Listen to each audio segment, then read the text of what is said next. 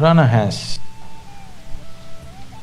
10 different manifestations in the body, but for the sake of understanding, we'll bring it down to 5. These 5 are referred to as 5 Vayus or Pancha Vayus. You become more and more aware of the way the energy is moving. There are 72,000 different ways in which it is moving. All these 72,000 are springing from these two main nadis, Ida and Pingala. The dominance of energy, a prana, which is the vital force in the system, is shifting from Pingala to Ida and Ida to Pingala. Once the energy shifts, within the next 8 minutes, the breath will shift. What conducts the breath in yoga, we call this the Kurma Nadi. You can become an amphibious creature if you master this Kurma Nadi. That means you're in the body, but you can be little outside the physical nature.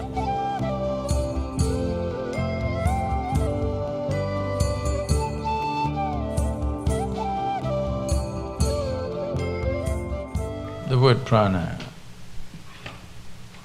there is no equivalent word in English, but we can say it's the vital energy. That which we call as the life energy is prana. Prana has 10 different manifestations in the body, but for the sake of understanding, we'll bring it down to 5. These 5 are referred to as 5 Vayus or Pancha Vayus.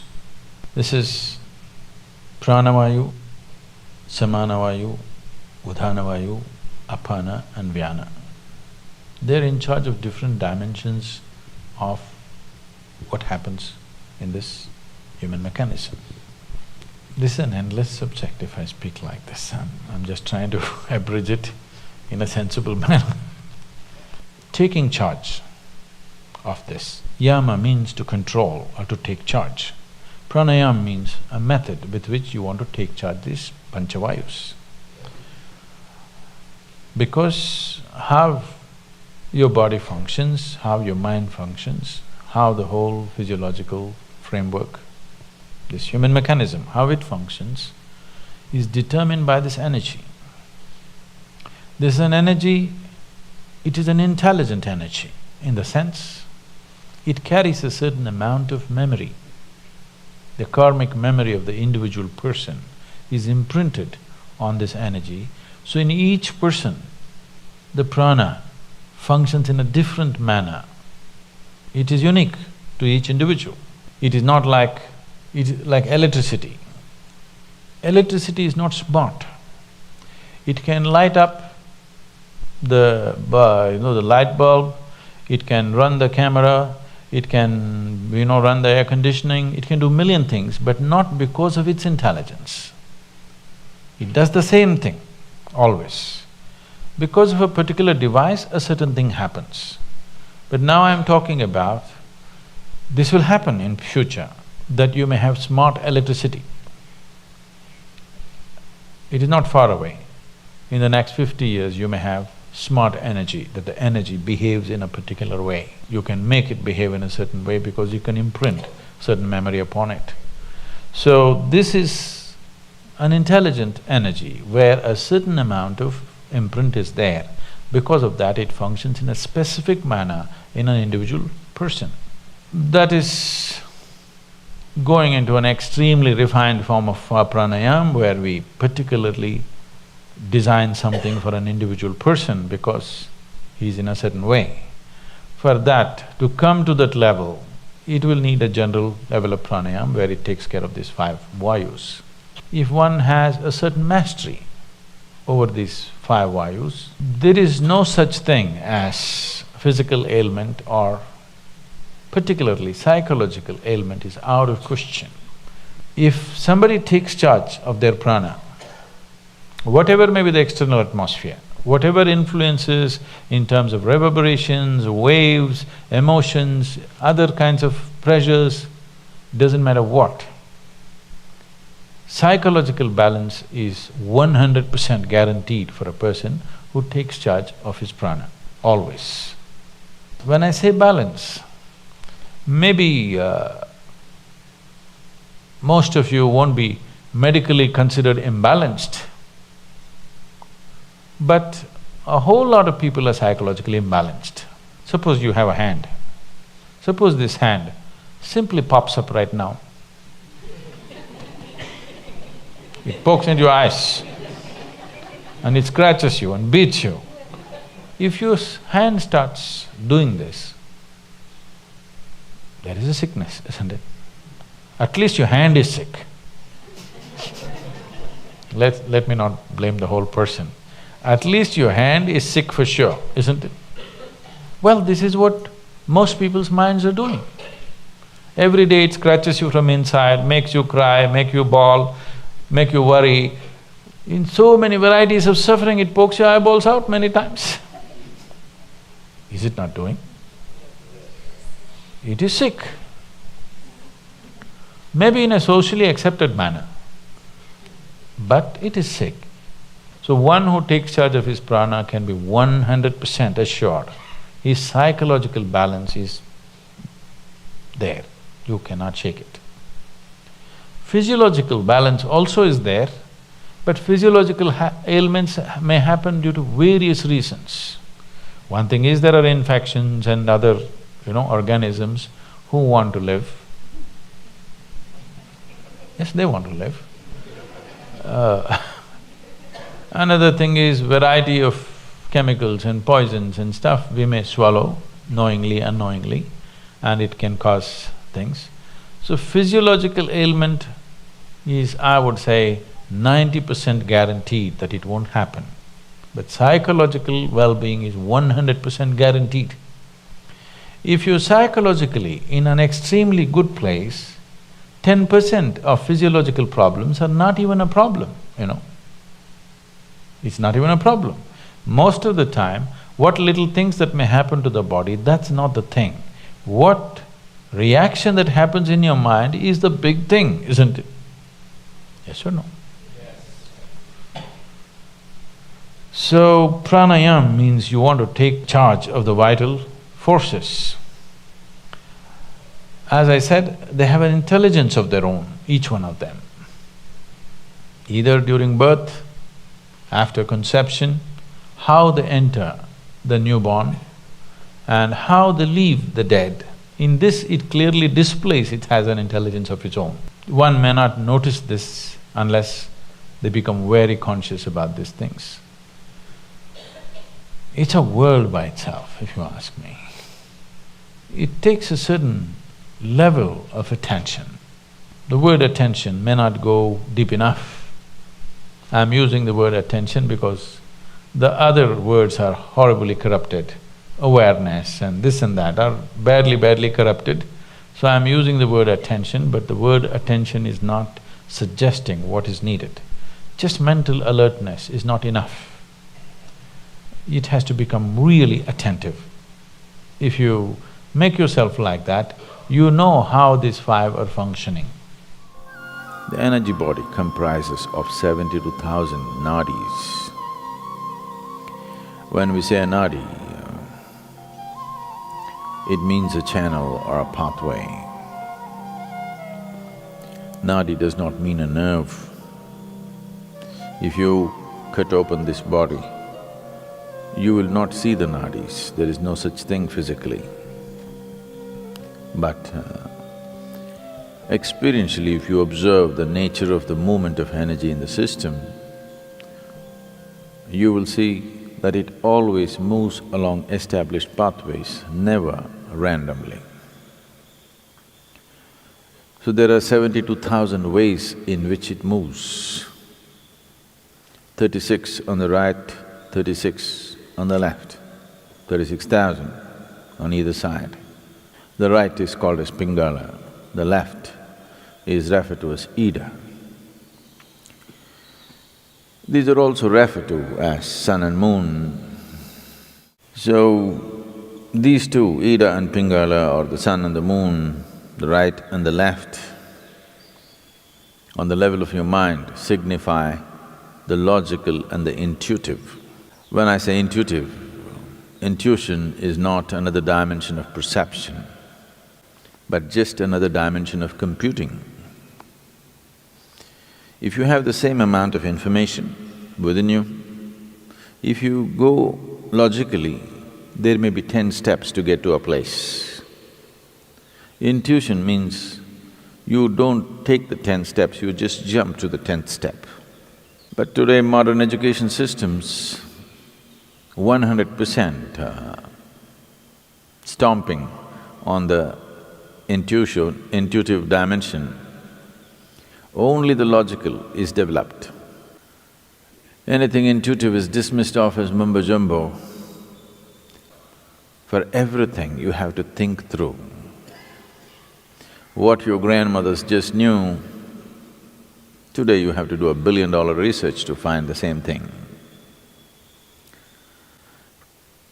When you have to think through everything, and everything seems to have multiple steps, now life becomes stressful. If one wants to be successful beyond a certain point, there are some things where you should be able to jump the steps and arrive at it. Still the same information, still the same stuff. It is just that you don't have to walk through that many steps every time. This makes life very stressful because it is like you're driving your car on two wheels. The other two wheels unused and safe. I don't know for when to be used, but the two wheels that you're using will feel enormous amount of stress. So, in the yogic system, the significance of the intuition is as important as the logical. So bringing a balance between Ida and Pingala is a very important part of living a balanced life. Being able to conduct yourself through complex situations with ease comes only when the intuitive dimension of your mind is sufficiently evolved and developed. Otherwise, small things will freak you because for everything there are multiple steps. Here we'll be doing a few things to bring a balance between Ida and Pingala, to give you an experiential understanding of this. If you take your forefinger, place it beneath your nostrils and gently exhale. Find out in which nostril the breath is dominant right now.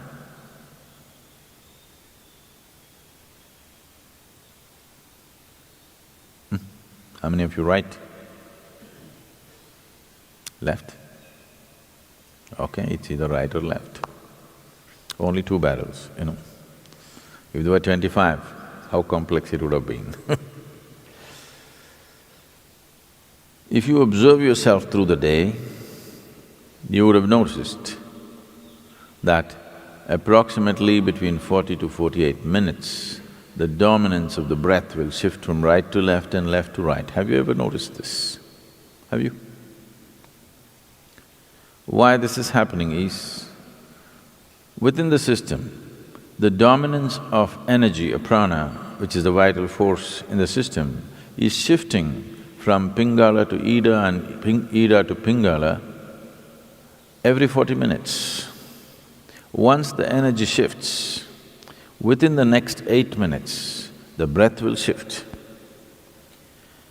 If you're in a perfect state of health and well-being, it will shift within a few moments, or we can say instantaneously. This shifting is happening every 40 minutes, but during certain times of the day, which are referred to as the Sandhya Kalas, which means the twilight zones.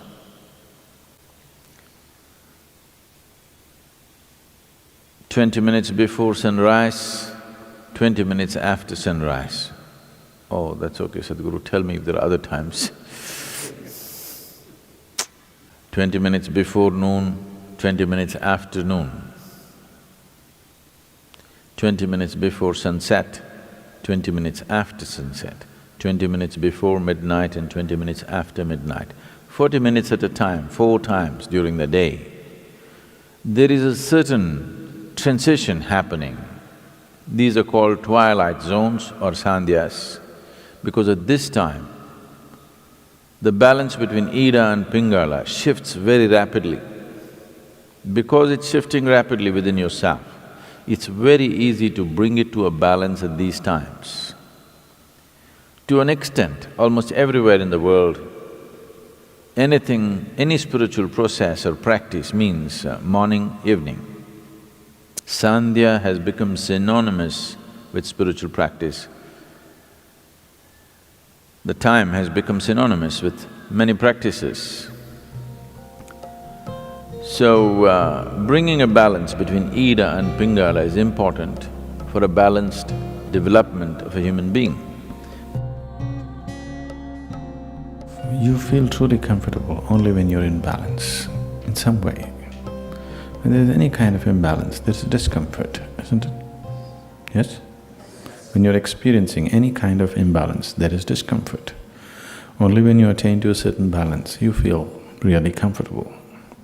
So comfort is never really determined by what you're sitting on or where you are. Comfort is determined by how balanced you are within yourself.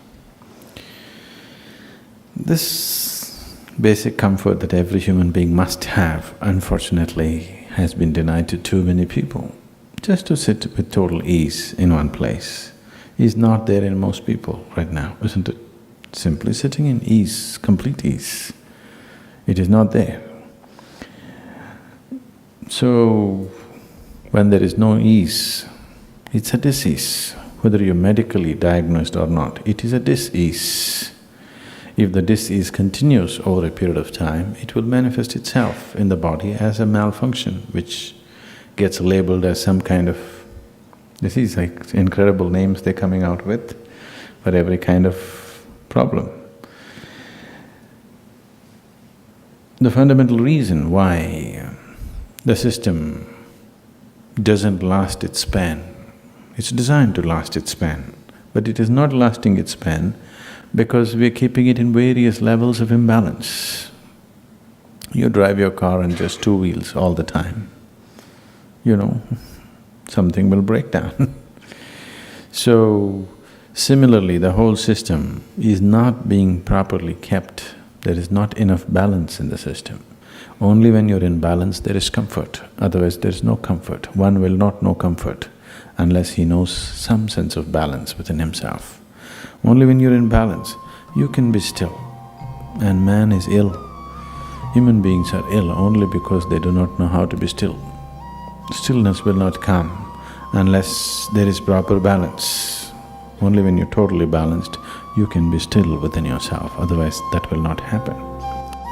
You mentioned that Ida and Pingala. Is it really possible to imagine those, or they're just psychological nadis? You don't have to imagine those, they are there. Yes, very much. They are not a physical existence. If you cut this body and see where are the nadis, you won't find them. They don't have an existence like that. But if you become more and more aware of the way the energy is moving, you will see it is moving in a defined pattern, it is not moving episodically. So there are 72,000 different ways in which it is moving. All these 72,000 are springing from these two main nadis, Ida and Pingala. It's distinctly experienceable. Yes?